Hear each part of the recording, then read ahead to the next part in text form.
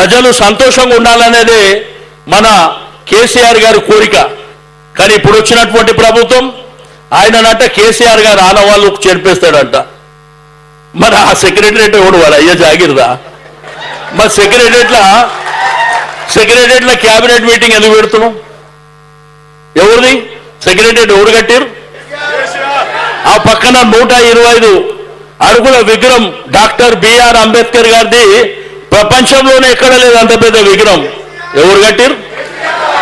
ఆడ police command control ఆడపోయి meeting లో కూర్చుంటారు కదా. మరి అది ఎవరు కొట్టారు? కేసీఆర్ గారు ప్రగతి భవనం పెడితే ఈరోజు ప్రజాభవన్ అని చెప్తుంది. ఎవరు కట్టారు? మరి ఆనవాళ్ళు ఎట్లా తీస్తారు ఆనవాళ్ళు?